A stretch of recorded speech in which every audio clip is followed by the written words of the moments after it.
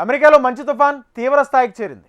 ఫెర్గ్ తుఫాన్ బలంగా తాకడంతో అగ్రరాజ్యానికి సగానికి పైగా రాష్ట్రాలు అల్లాడిపోతున్నాయి. ఉష్ణోగ్రతలు -46°C వరకు పడిపోయే ప్రమాదం ఉన్నందున 20 కోట్ల మందికి పైగా ప్రజలు ప్రభావితం కానున్నట్లు అధికారులు ప్రకటించారు. అత్యవసరమైతే తప్ప ఇళ్ల నుంచి బయటకు రావద్దని అధికారులు హెచ్చరికలు జారీ చేశారు. దాదాపు 17 రాష్ట్రాల్లో ఎమర్జెన్సీ ప్రకటించారు. రోడ్ల మీద దట్టమైన మంచు పడుతున్నందున ప్రమాదాలు పెరుగుతున్నాయని, మంచు తుఫాన్ కారణంగా దేశవ్యాప్తంగా 4800కి పైగా విమాన సర్వీసులు నిలిచిపోయాయి. అమెరికాను భారీ మంచు తుఫాను బలంగా తాకింది. ఫెర్న్ తుఫాన్ కారణంగా దేశంలోని దాదాపు 3/2 రాష్ట్రాల్లో పరిస్థితి దారుణంగా ఉంది. అనేక రాష్ట్రాల్లో భారీ స్థాయిలో మంచు, వర్షంతో పాటు అత్యంత కనిష్ట ఉష్ణోగ్రతలు నమోదవుతున్నాయి. టెక్సాస్, ఓక్లహోమా రాష్ట్రాల్లో పరిస్థితి మరింత తీవ్రంగా ఉంది. విద్యుత్ సరఫరా, రోడ్డు రవాణాకు తీవ్ర అంతరాయం ఏర్పడింది. మంచు తుఫాన్ కారణంగా అమెరికాలోని 20 కోట్ల మందికి పైగా ప్రజలు ప్రభావితం కానున్నట్లు అధికారులు వెల్లడించారు.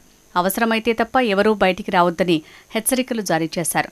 వాతావరణ హెచ్చరికలతో అన్ని రాష్ట్రాలు అప్రమత్తమయ్యాయి. మిన్నెసోటా, నార్త్ డకోటా రాష్ట్రాల్లోని కొన్ని ప్రాంతాల్లో ఉష్ణోగ్రతలు -46°C వరకు పడిపోయాయని చెప్తున్నారు.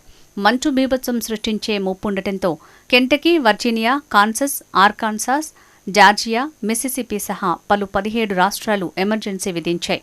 మరో 4-5 రోజుల పాటు ఈ తుఫాన్ ప్రభావం తీవ్రంగా ఉంటుందని అంచనా.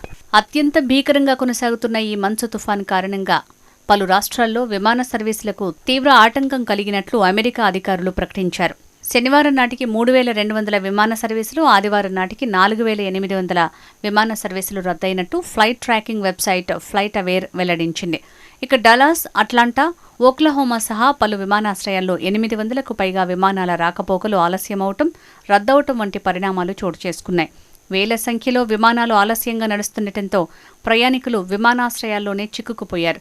వారాంతంలో పరిస్థితి మరింత తీవ్రమయ్యే అవకాశం ఉండటంతో పెద్ద సంఖ్యలో రవాణా సర్వీసులకు అంతరాయం కలగొచ్చని అంచనా వేసింది.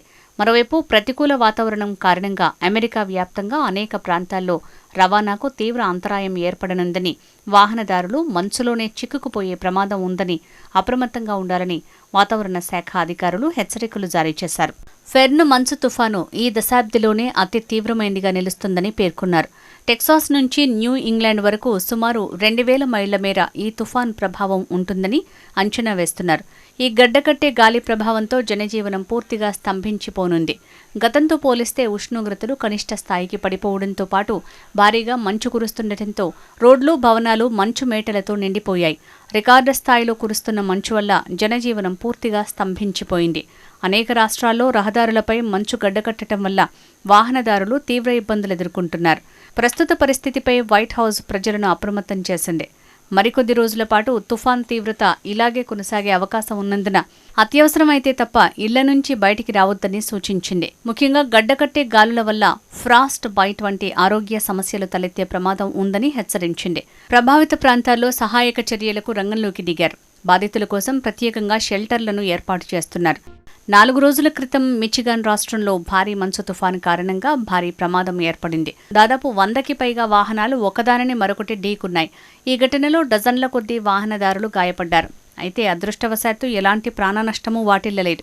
ఇంటర్స్టేట్ హైవే మీద గ్రాండ్ ర్యాపిడ్స్ సమీపంలోని హ్యాండ్సన్ విల్లే ప్రాంతంలో ఈ ఘటనలు చోటు చేసుకున్నాయి. మిచిగాన్ స్టేట్ పోలీసుల ప్రకారం గ్రేట్ లేక్స్ నుంచి వచ్చిన దట్టమైన మంచు కారణంగా రోడ్డు పూర్తిగా హిమంతో కప్పి ఉండటంతో ముందున్న వాహనాలు కనిపించకుండా పోయాయి.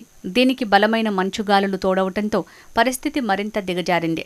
రహదారి మీద ట్రక్కులు, కార్లు సహా అనేక వాహనాలు గుమికూడి ఉన్న దృశ్యాలు కనిపించాయి. మంచు తుఫాన్ బారిన పడిన వాహనదారులను హ్యాడ్సన్ విల్లే హైస్కూల్కు తరలించి సహాయం అందించారు.